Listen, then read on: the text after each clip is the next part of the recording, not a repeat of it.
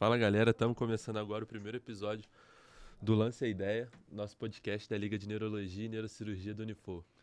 Esse é um projeto que a gente estava aguardando muito e que... Faz mais essa abertura de novo. Fechou. Fala galera, estamos começando aqui agora o nosso primeiro episódio do Lance a Ideia, um podcast da Liga de Neurologia e Neurocirurgia do Unifor. Esse é um projeto que a gente estava aguardando muito e que finalmente a gente conseguiu dar início a esse projeto. E nesse primeiro episódio, a gente está aqui com o nosso querido professor Rodrigo, que é formado em Medicina Veterinária pela UF e também tem mestrado e doutorado também pela UF. É um prazer ter você com a gente aqui, Rodrigo. Espero que a gente possa bater um papo muito saudável. Hoje a gente vai falar um pouquinho sobre a formação de memória. E aí eu queria te perguntar, Rodrigo, para uma introdução geral, como que é formada a memória? Então, gente, obrigado pelo convite. Eu fico muito feliz em revê-los e estar aqui, né, para ajudar vocês nesse projeto. Esse assunto que vocês estão falando é muito interessante, sobre neurociência. É minha formação básica e eu fiz isso há muitos anos e até hoje eu estudo esse assunto. E falar sobre a memória é muito relevante nos dias de hoje, né?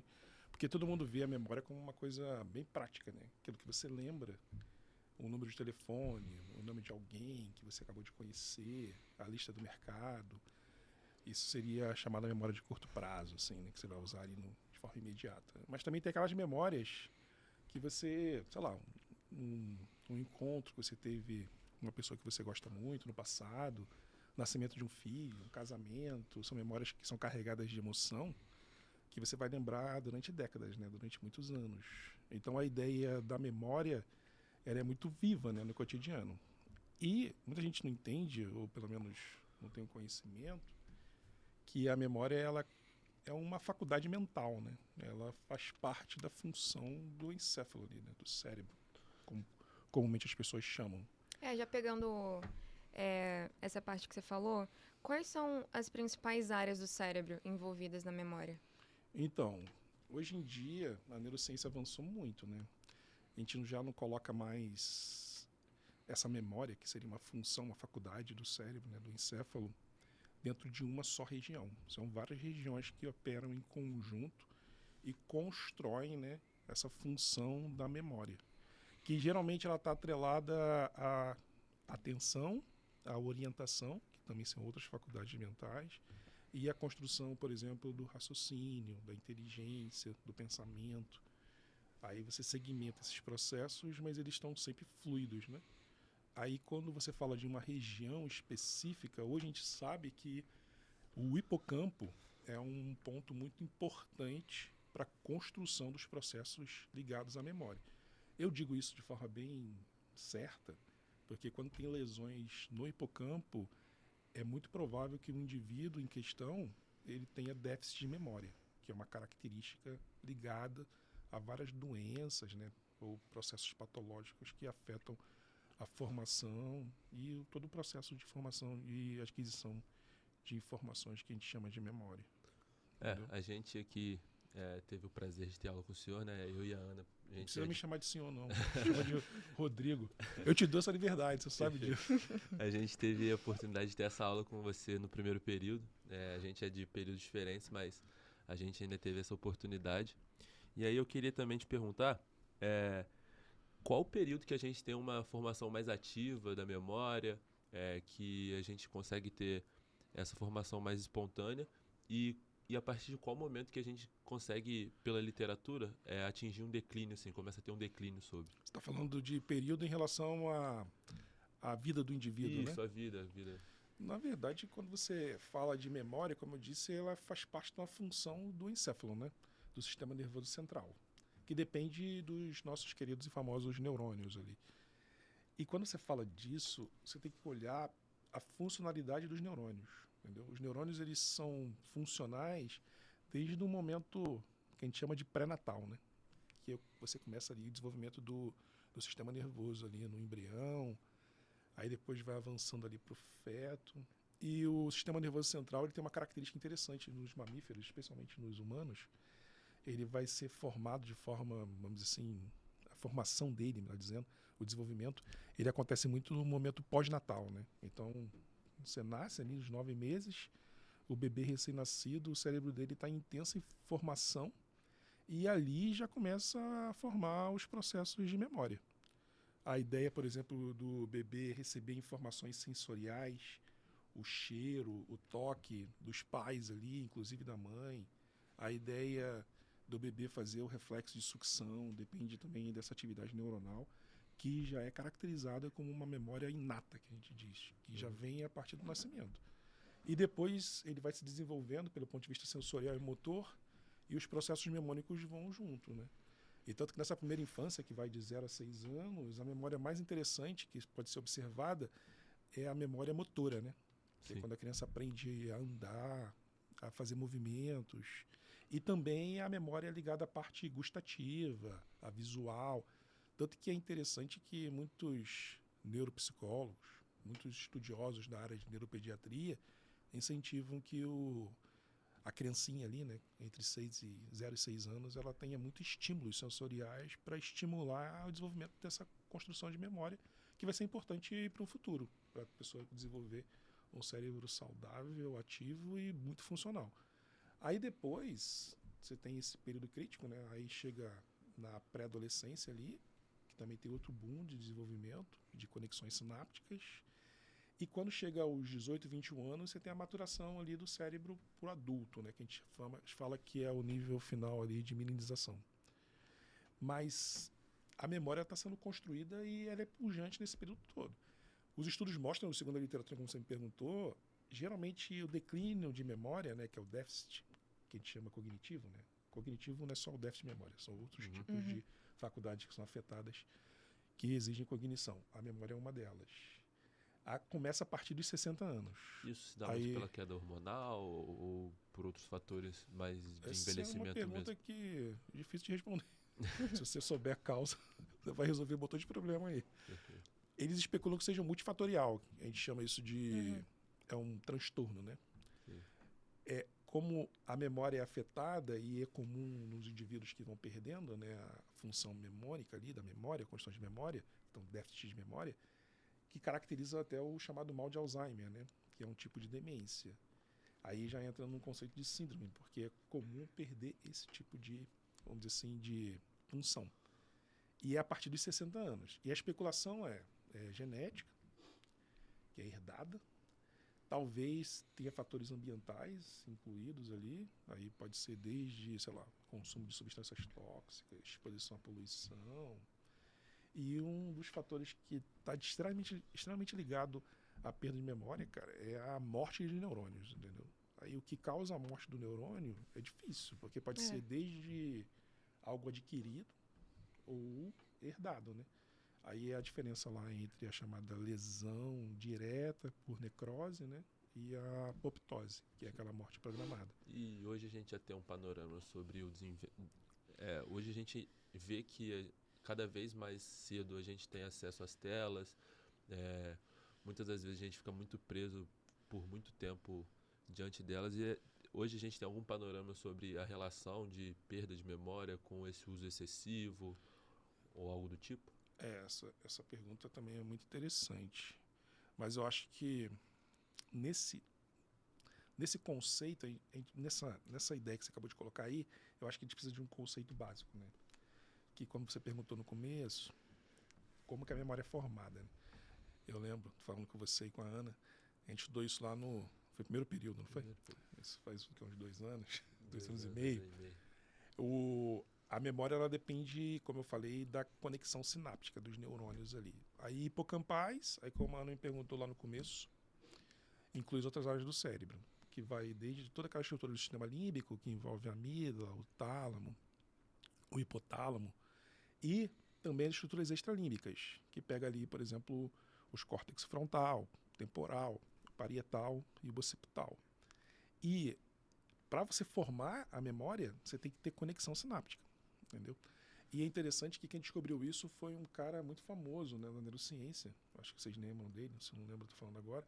É o Eric Kandel. Tem até o livro dele aí na FOA. É um livro de neurociência muito importante.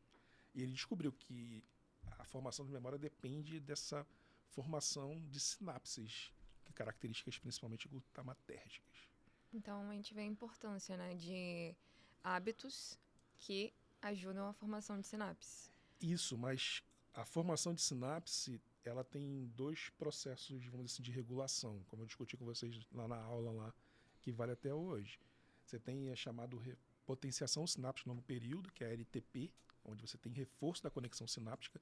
Aí isso inclui tanto na parte química, com mais glutamato, mais receptores de NMDA, e também na parte morfológica, com criação de novos botões sinápticos.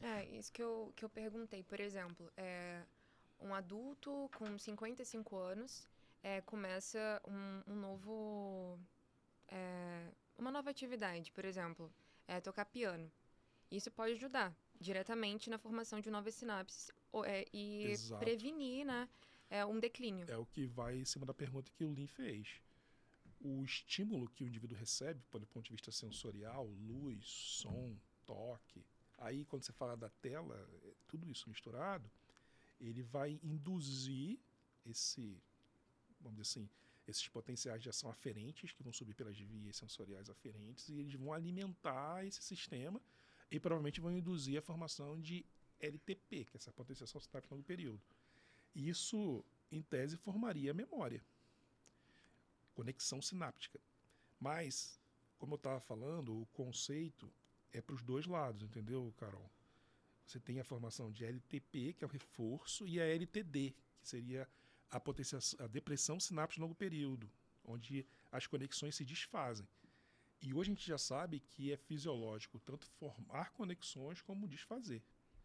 Aí talvez a exposição exagerada a tempo de tela, especialmente na primeira infância, seja prejudicial, porque se forma conexões que podem ficar muito reforçadas. E elas não se desfazem. Elas geram memórias de longo prazo, que nesse caso geram memórias que ficam ali de forma recorrente, permanente. Qualquer semelhança com um vício não é mera coincidência, entendeu? Aí muita gente pergunta para mim se a memória é boa ou ruim. Olha, ela é boa, mas ela também pode ser ruim. Um aspecto ruim de formação de memória que fixa por anos ou décadas é a dependência química, é o vício. Ou a dependência de telas ou outros estímulos que a pessoa fica dependente ali e precisa daquilo para poder ativar os circuitos cerebrais. É mais no meio associado a essa formação, desse período de formação de memória mecânica, que você tem ali a tela como um prazer ou uma distração que te segura ali e aquilo acaba se tornando meio que mecânico também? Fica, tanto que o estímulo do touch, né, associado à iluminação, ao som, ele gera essas aferências, que são potenciais de ação, que vão induzir lá no sistema nervoso central, lá na região lá do núcleo accumbens, no hipocampo, a liberação de dopamina, acetilcolina. Aí você vai começar a ter reforço químico, reforço sináptico. E essa criança, ela fica meio que dependente desses estímulos, a ponto de quando ela fica sem esses estímulos, ela desenvolve abstinência. É muito parecido com o uso de drogas. Sim, até eu falo isso porque às vezes eu me pego assim na rotina, assim, acho que tô meio distraído, tô sem fazer nada e automaticamente já pego o celular, já começa a deslizar ali no Instagram, TikTok. Aí você pode adquirir o comportamento de pensamento acelerado, Sim. que vão caracterizar transtornos de ansiedade, que é muito comum em jovens, entendeu? Sim. E uma das causas parece que é essa exposição excessiva a telas. E, professor, o que você acha sobre esses multivitamínicos, suplementos que a indústria farmacêutica vende? Eu estava brincando com vocês aqui sobre coisas que eu acredito ou não acredito. Essa é uma delas. Os multivitamínicos, aí a palavra é muito vaga, né? Reconstrua essa memória em 14 dias. Acho pouco provável. A ideia de ter substâncias químicas que alteram a memória, elas não passam por aquilo que você necessariamente come, né? Você tem que ter um pré-processamento desses materiais. Quando eu falo materiais, substâncias químicas. E é interessante essa discussão que a gente falou que o glutamato é um principal neurotransmissor que faz a memória ficar ativa, porque ele ativa o receptor de AMPA e NMDA. Mas você, por exemplo, come glutamato todo dia. Isso quer dizer que vai melhorar a sua memória se você comer glutamato? Glutamato é um aminoácido. Então, o glutamato, quando você come, ele é um nutriente. Mas quando ele é usado pelo cérebro, pelos neurônios, ele funciona como um neurotransmissor. É a mesma molécula, mas só que em funções distintas. O glutamato ele serve para construir uma proteína, que é estruturante e funcional, mas ele serve como um mensageiro químico. Aí eu te pergunto, como é que a mesma substância serve para fazer 2, 3, 4, 5 coisas? Porque o sistema, ele categoriza, segmenta e compartimentaliza. Então, não é comendo glutamato que você vai melhorar a memória de fato. Ah, mas se eu ficar desnutrido, eu vou prejudicar a memória? Vai. Mas é por quê? Porque você vai perder aquela matéria-prima para formar os circuitos sinápticos. Aí essa é uma discussão que tem que ser feita. Eu acho que as pessoas, quando tomam suplemento, muitas vezes, isso aí é uma característica que tem que estudar na medicina, né, em outras áreas. A pessoa tem que suplementar o que está faltando, né? Não em excesso, que é o que acontece na maior parte das vezes. Aquelas pessoas que postam um story assim com 10 cápsulas, achando que tá assim. O seu xixi que está sendo nutrido, né? E aquilo não é remédio, né? É no medicamento, melhor dizendo. Aquilo é suplemento. Que você sabe muito bem, a Anvisa classifica de forma diferente. Sim. O suplemento ele não tem efeito com mecanismo de ação, ativar receptor, não tem. Já medicamento, aí sim, aí você vai falar, existem medicamentos que melhoram a atividade memórica? Sim. Ah, quais? A maioria dos estimulantes. Aí você vai perguntar, quer dizer que eles melhoram a memória? O mais famoso é a Ritalina, né? Sim. E a Concerta, que é o metilfenidato. Uhum. Mas muita gente não sabe que o metilfenidato é uma anfetamina. Sim. É uma anfetamina fraca, é a mais fraca de todas. Mas sendo uma anfetamina, ela está dentro de um grupo de drogas, né, medicamentos, que causam excitação do sistema nervoso central e levam o quê? A dependência química e principalmente a atividades de ações periféricas. Aí pode dar prejuízo na parte cardiovascular, entendeu?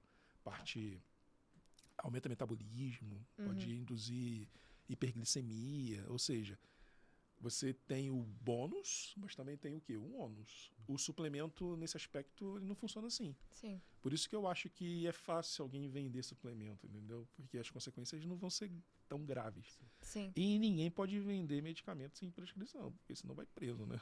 Ou está exercendo a profissão de forma ilegal. Essa que é a diferença, mais ou menos, da legislação. Por isso que você tem essa oferta grande de suplemento em qualquer lugar e não de medicamento. E voltando um pouquinho sobre aquela questão da ansiedade, puxando para outro gancho, a gente que está agora no processo de formação, né? A gente sofre muito com ansiedade pré-prova, a gente precisa também muito dessa questão de formação de memória para lembrar da matéria ali na hora. Como que a ansiedade impacta no nosso cotidiano em relação à memória, assim? Então, como eu te falei, você tem que...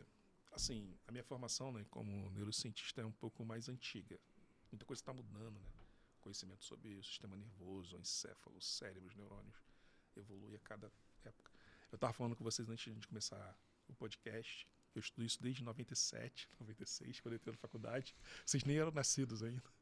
Mas hoje você, por exemplo, pode categorizar isso. Quando você fala ansiedade, aí você falou que tem uma ansiedade antes da prova, isso é fisiológico. Uhum.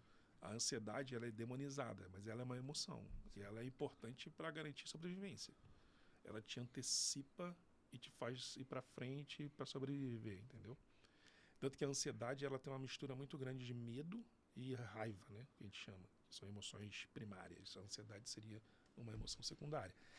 E as emoções elas são elementos muito importantes para o quê? Para incrementar aquela atividade mental ou atividade neural que vão gerar mais conexões neurais e incrementar a formação de memória. Se você parar para pensar, muitas das memórias que você lembra de forma bem viva na sua cabeça, elas têm a ver com alguma emoção. Seja ela uma emoção de muito medo, de muita felicidade, de muita tristeza. Isso marca de forma mais forte. Por quê? Porque gera conexões mais potentes. A gente costuma dizer que as pessoas aprendem mais, como você está falando aqui, quando você associa isso à emoção.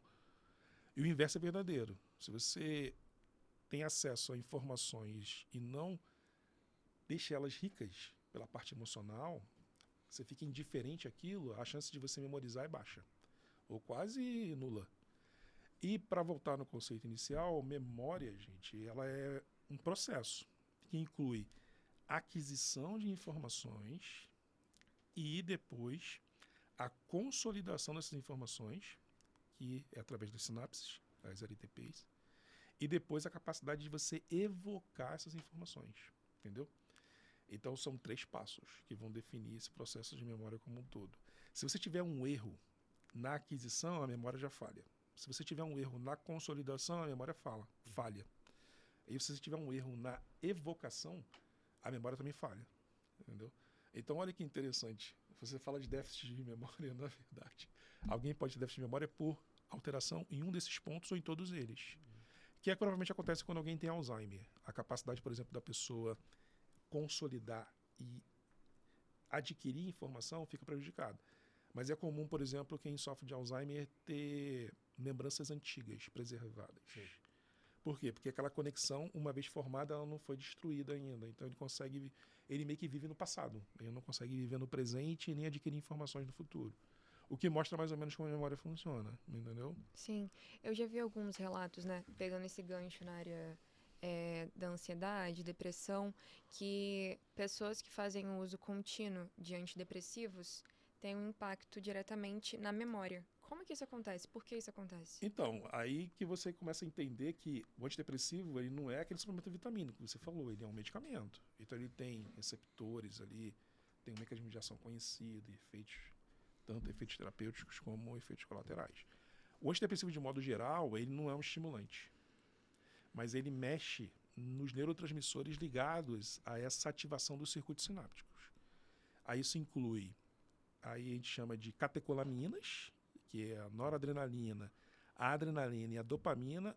A dopamina é muito mais presente nos chamados antidepressivos de primeira geração, que é a amitriptilina, os tricíclicos, que são mais baratos e mais comuns, e funcionam, tá? Porém, com mais efeitos colaterais, né? Exato, mas eles geram esse efeito que a gente chama de boom, né? Que é um neurotransmissor potente, que é a dopamina.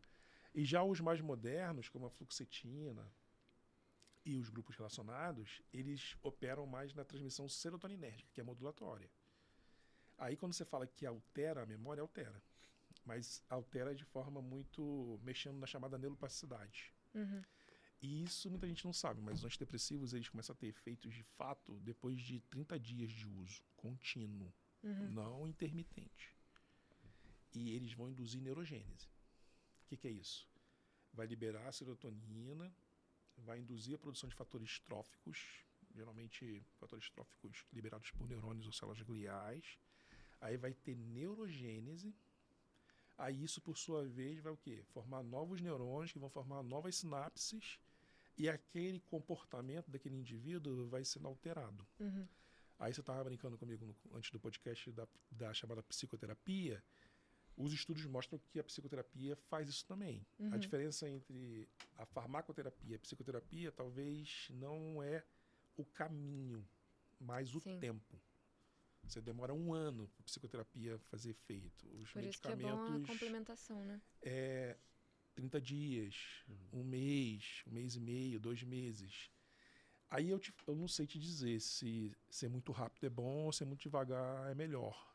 Entendeu? Depende muito do caso, né? Eu acho que a ideia é, vocês que vão ser médicos aí, você tem que olhar o paciente de forma individualizada. Esse lance da fórmula para resolver problema, isso aí é para vender livro, fazer post no Instagram, aí não serve. Vender curso no Hotmart. Vender curso, exato. E aí, muito associado à depressão, a gente tem traumas que a gente vive em questões de... um exemplo, a gente sofre um assalto e é muito impactante. Como que isso afeta como que o trauma afeta no nosso processo de formação? Né? Como eu falei, tem um transtorno muito famoso, que é o transtorno do estresse pós-traumático. Que esse transtorno, ele tem esse nome, né? Se eu não me engano, até a nomenclatura mudou, não lembro de cabeça qual é agora, mas é algo parecido com isso ainda. Ele foi estudado primeiramente nos chamados veteranos de guerra. Veterano da Guerra do Vietnã e da Guerra do Golfo. Acho que vocês também não eram nascidos nessa época, né? Não, só estou em livro. A Guerra do Golfo eu vi pela televisão. A Vietnã eu não era nascido também, não. Mas os filmes de veteranos de guerra são muito famosos. Sim. E geralmente os veteranos eles passam por situações muito traumáticas durante a guerra. Tanto quem mata quanto quem morre ali, né? Ou sofre dano ali. E quando eles voltam para o convívio social, eles meio que carregam as lembranças daquela vivência de violência ali. Isso acaba afetando também no dia a dia, né? Ele tem muito relapso dessa memória e isso acaba... Então, você está dizendo como é que a memória está sendo afetada. Por isso é um trauma, né? E a construção do trauma, provavelmente... Isso é estudado, tá? Mas eu estou falando de forma mais coloquial. Provavelmente deve ter formado várias LTPs ali em cima aquele estado emocional intenso que a pessoa estava ali naquele momento de guerra, e isso gerou essas ilhas dentro do encéfalo dele, e elas são acessadas a partir de estímulos esporádicos ou aleatórios. Aí é bem provável que na vida cotidiana dele, depois da guerra, essas lembranças, elas surjam com intensa emoção. Aí isso pode gerar o que a gente chama desse trauma, né? E sempre associado a um gatilho, né? Aí sim, aí a ideia do gatilho é porque você vai ativar uma rede de neurônios que já foi previamente construída. E, infelizmente, eu vou dizer isso de forma bem categórica, a gente tem pouca capacidade de interferir nisso, porque a psicoterapia talvez você faça uma edição ou você edita o sistema por cima, mas talvez a pessoa precise se resolver dentro da mente dela como aquilo vai ser processado. Porque tem gente que consegue lidar com isso de forma até categórica e outras pessoas não conseguem. Aí elas sofrem. Aí elas vão começar a ter o transtorno de fato. Que é sentir, sei lá, uma síndrome do pânico, ter uma ansiedade absurda, não conseguir fazer atividade cotidiana, não ter relacionamento. Eu fico lembrando muito um filme que me marcou muito, desde que eu era garoto, mas acho que vocês conhecem, que é o Rambo. Já Sim. viu? Nunca assisti. O mas eu Rambo, coloco na lista. ele é um veterano de guerra do Vietnã.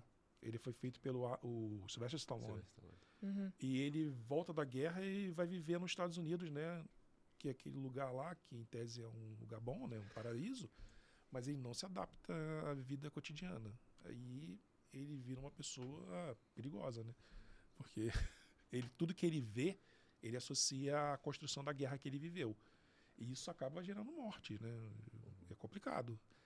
E o caso do Rambo é um ícone, né, cinematográfico, mas aquilo acontece com os veteranos de guerra. Isso não é só nos Estados Unidos, não. Aqui no Brasil, isso vale para policial, entendeu? Isso vale para qualquer tipo de profissão onde você tem esse tipo de traumas que são adquiridos. E é problemático. Isso gera prejuízo na saúde mental.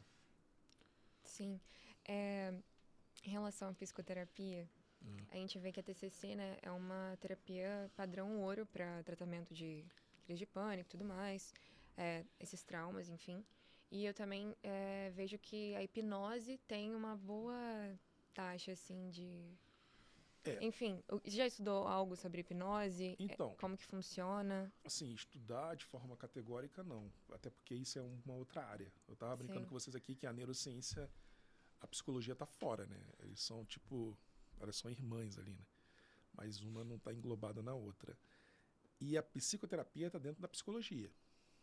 Aí quando você fala do TCC, né, que é a terapia cognitiva comportamental, ela usa muito da neuropsicologia. Por quê? Porque ela busca a pessoa criar condicionamentos, que é aquela discussão que a gente acabou de falar aqui, que é geração de estímulo, consolidação e evocação de resposta, que vai definir provavelmente um comportamento.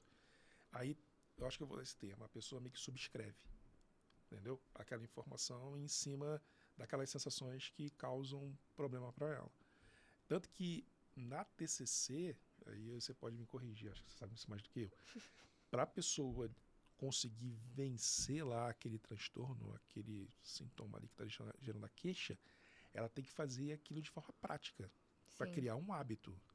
E é interessante essa discussão, porque essa é uma memória típica de longo prazo. É uma memória de... Ela tem que ser... Para ela ser adquirida, tem que ter repetição moldada contínua. assim ao longo do Isso. Aí, provavelmente, essa memória ela vai ser formada e ela é uma memória de difícil aquisição, mas também de difícil perda, né? Uhum. Ela consegue ficar presente por mais tempo. Provavelmente é uma LTP bem poderosa, que é ao contrário daquelas coisas mais efêmeras, né? Que você faz um estímulo no primeiro, segundo momento ali e depois a memória já não é formada. Aí eu já vou fazer um link com a ideia da hipnose, porque muita gente chama hipnose, acha que é aquele que você vê na TV lá, que o cara fica hipnotizando as pessoas. Na verdade, o termo hipnose está ligado ao sono. Hipnos é o deus do sono, né? Então, provavelmente, num processo de hipnose, a pessoa ela entra no estado de sono. Aí o sono, vocês aprenderam lá comigo lá, ele tem uma arquitetura lá, lembra? Aí tem a fase 1, 2, 3 e 4 e tem o sono REM. Sim. E muitos estudos mostram que é no sono REM, que é a fase mais profunda do sono, que você tem plasticidade neural e remodulação das conexões sinápticas. Isso deve provavelmente interferir muito nos processos memóricos. Se você ficar acordado o tempo todo e não dormir, e tiver privação de sono, a sua capacidade cognitiva, que inclui formação de memória, vai decair de forma absurda. E a ideia de ter um sono com ciclo ideal melhora a função cognitiva, que inclui memória, entendeu? O inverso é verdadeiro. Isso a gente Sim. vivencia muito na questão acadêmica, que a gente fica horas e horas virando madrugada para estudar e acaba que isso mais prejudica do que ajuda. E mesmo a gente tendo tido a oportunidade de ter essa aula com você, a gente esquece isso e É construção de hábito, né? é, Que hábitos são difíceis de mudar, porque isso impacta em comportamento. E a ideia de você estudar durante muitas horas seguidas, ela meio que você está remando contra a maré, né, da função cognitiva e mental. O ideal, talvez, seria vocês estudarem mais próximos das aulas, mais distantes das provas, e estudar intervalos mais curtos, que seriam diários. Isso permite fazer consolidação no período do sono REM, que é um intervalo de um dia para o outro. E você cria memórias de longo prazo.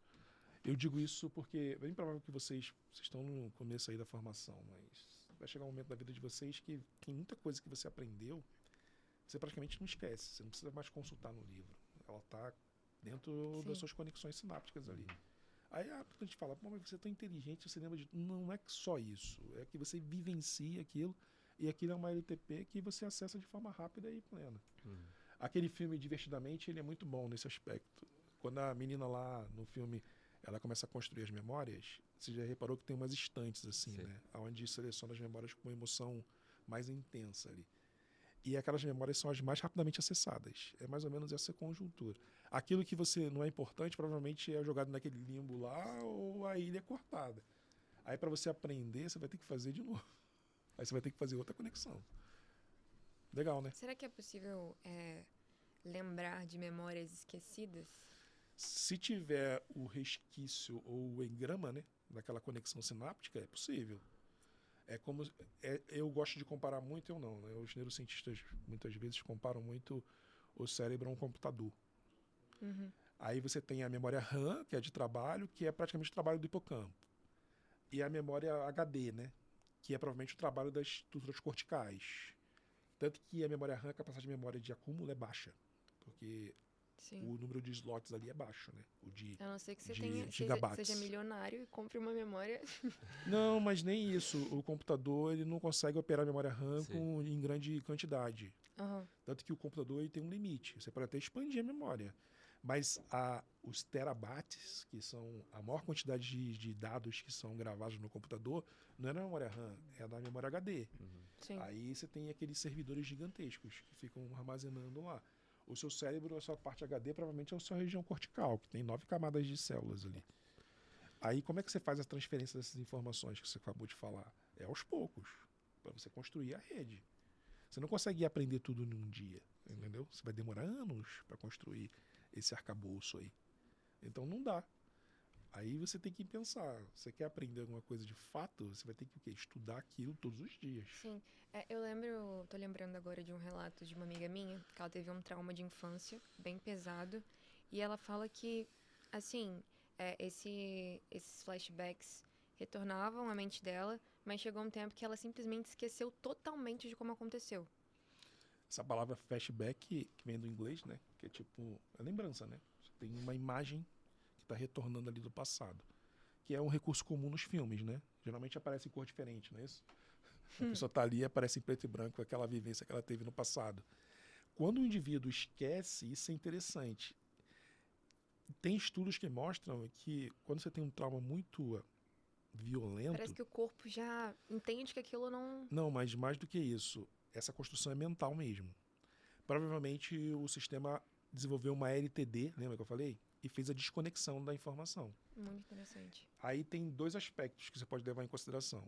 É a pessoa esquecer daquele evento, aí provavelmente rompeu a ilha, aí talvez algumas técnicas de regressão, já ouviu falar, da psicologia, podem acessar esses subconscientes, o que eu acho problemático, já vou avisando. Sim. Por isso que eu acho que quem tem que fazer isso é quem tem experiência, que você pode, em vez de ajudar uma pessoa, você pode criar outro problema. E outra coisa que a mente faz muito é a edição de informação. Eu acho que todo mundo aqui já passou por isso.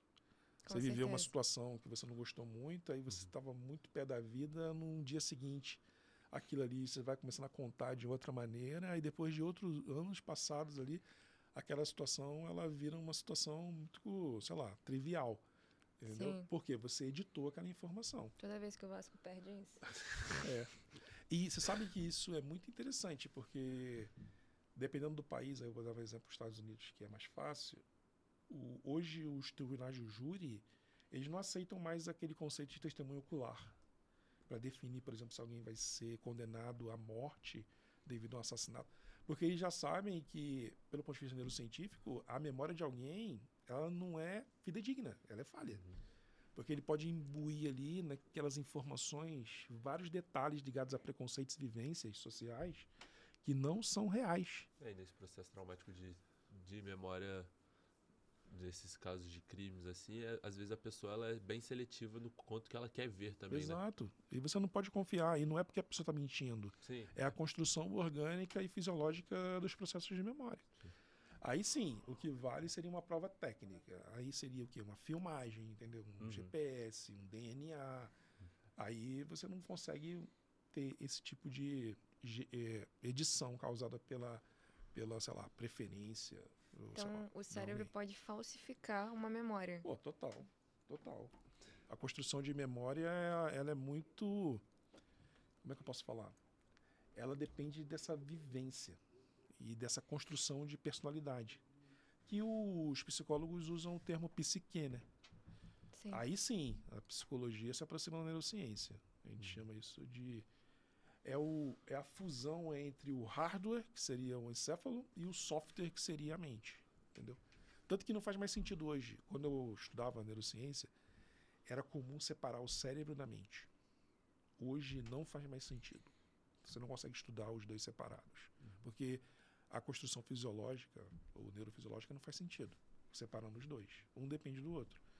Até porque o cara que tem Alzheimer, vocês estudaram isso já, né? O estágio final do Alzheimer é chamado da ausência. Sim. O que seria isso? O indivíduo ele tem o hardware, que é a estrutura neural ativa, mas ele não tem mais a mente. Aí essas pessoas têm o olhar perdido, vazio, e perde a capacidade de se comunicar, né? Provavelmente Sim. elas ficam presas dentro de uma ilha ali, que, infelizmente, quando chega nesse ponto, é irreversível. Não dá para resolver. Entendeu? Sim. E hoje a gente vive um boom do crescimento de um olhar para o estilo de vida mais saudável, Sim. atividade física, dieta. Como isso tudo impacta nessa questão da memória, né? Cara, essa relação ela está sendo cada vez mais estudada. Isso é um tópico novo, né, vamos dizer assim, dentro da neurociência. Mas também era algo dedutível. Tipo, os estudos já apontavam para isso. Você que falou agora da vida saudável. A Carol falou em relação às polivitaminas. Mas tirando a polivitamina e entrando, por exemplo, a alimentação, aí a dieta é composta de proteína. Aí quando eu falo proteína, aí a gente discute isso. Mas a proteína muito interessante é a chamada de alto valor biológico. Aí o que seria essa proteína de alto valor biológico? Seria proteínas que têm aminoácidos que a gente chama de essenciais. E no caso dos humanos, vocês sabem que só tem um, que é o triptofano. Nos gatos, voltando à minha formação original, eles precisam de 2 aminoácidos essenciais, que é o triptofano e a taurina. Né? Então, a taurina que você consome não é essencial. Ela é sempre excessiva. Já o triptofano, a taurina é outra discussão à parte. A gente acha que ela faz alguma coisa no cérebro, eu acho que não faz nada. Mas o triptofano, se ele faltar na dieta, ele gera problemas diretos na produção de serotonina, porque a serotonina vem do triptofano. Então, você imagina um déficit alimentar ligado ali a uma dieta com baixo valor proteico ou proteínas de baixo valor biológico, pode gerar, sim, problemas sérios na atividade cognitiva, que depende da produção contínua de serotonina. Aí vai interferir não só na memória, mas no sono, no aprendizado, no raciocínio. E isso, quando a criança é jovem, como eu falei lá naquele desenvolvimento, parece que é mais dramático ainda, entendeu? Aí, somado a isso, já se observou que quanto mais estímulo, lembra que a gente falou lá, mais você aumenta a atividade cognitiva, mais atividade sináptica, função mental. Aí eles estão associando isso a estímulos. Quando eu falo estímulo, não é o uso de anfetamina, Sim. não é o uso de tela. Mas isso pode ser desde o fato de você praticar exercício físico ou ter convivência social. O que significa isso? Tipo, eu, você, nós três aqui conversando, batendo um papo, entendeu? Ou vivência afetiva, tipo relacionamento amoroso, ou até mesmo afetiva, quando eu falo que vai te gerar estímulos dopaminérgicos, né? Na convivência com amigo, Família. prática esporte, família e também prática de exercício físico, que envolve estímulo sensorial com função motora e formação de reflexo. E isso gera o que a gente chama de neuroaeróbica. Isso gera fatores tróficos que fazem neurônios crescer, aumenta a atividade sináptica e provavelmente melhora a função memórica. E sabe por que eu estou falando isso? Não é porque eu acho. É porque se você fizer experimentos com animais e também com pessoas, mas seguindo o código de ética, obviamente, se você privar alguém de sono, de convívio social, de exercício físico, a função cognitiva e memórica vai desaparecendo. Aí dá o exemplo, sedentários, pessoas que ficam acamadas, a velocidade da pessoa desenvolver o déficit cognitivo e Alzheimer acelera de forma absurda. Indivíduos que ficam, por exemplo, em presídio, tipo, o cara Estresse tá crônico, preso, né? o cara fica sem convívio social, aí ele vai começando a ter declínio cognitivo também. Vários estudos estão mostrando isso. E a parte da alimentação. Isso já foi feito em animais, né? Em ratos, quando você suprime a presença de triptofano na dieta, gera vários problemas em relação a essa função. E já foi observado também em crianças em países menos desenvolvidos, né? A gente não pode falar mais isso agora, eu acho que é politicamente correto, né? Eu não sei. Não sei, eles já viram que tem situações onde as crianças não conseguem comer alimentos com alto valor biológico, proteína. É alimento baseado muito em milho, que tem muita lisina e pouco triptofano. Aí tem déficit cognitivo também. É complicado, isso é problemático, entendeu? E quais são os principais alimentos, assim, pra gente adaptar, né, no nosso dia a dia? Para melhorar a memória, Sim. Não em 7 dias, mas de uso contínuo, assim. talvez seguir esses princípios que eu falei para vocês. O estímulo não excessivo, mas ele precisa ser contínuo. Parecido com uma comparação que é muito boa, que os neurocientistas estão observando, é entre a função motora, muscular, e a função neural. Por exemplo, para você tonificar os seus músculos, você tem que fazer exercícios físicos, que é a famosa musculação. E de forma repetitiva, mas com a frequência de 3, 4 vezes por semana. Para manter tônus e preservar a massa muscular, que é perdida com o envelhecimento. Sim. Qualquer semelhança com o neurônio não é mera coincidência. E o seu neurônio precisa também desses estímulos repetitivos. Mas aí esse estímulo inclui o próprio exercício físico e as atividades cognitivas, que é leitura, estudo, convivência social, tudo que vai gerar informação. Mas talvez não por tela ou de forma industrializada ou algo desse tipo. Talvez essa não seja tão benéfica, pelo menos os estudos estão mostrando aqui natural, não. né? Essa dopamina barata, né? Gostei desse conceito aí. É uma dopamina barata. E usar drogas, eu acho que a boa parte das pessoas no planeta, boa parte quando eu falo é um número significativo, né? Elas usam drogas geralmente por esse motivo, para gerar uma excitação de um sistema que está vazio, né? O que provavelmente leva a pessoa a ter um comportamento obsessivo e compulsivo, que caracteriza esse estado de vício, né? Que todo mundo é chamado aí o tempo todo. O mundo moderno, tá falando com o Lean, ele meio que te obriga a construir esse tipo de relação, né? O mundo moderno, entre parênteses, capitalismo. O capitalismo é a fonte aí dos problemas. Mas eu acho que isso não pode falar no podcast? Corta essa parte. Então, eu gostaria de encerrar aqui o nosso podcast hoje. Acho que a gente tá quase ali no tempo aqui do estúdio. Beleza. Queria te agradecer, Rodrigo, por mais uma aula, né? A gente vai dizer dessa forma.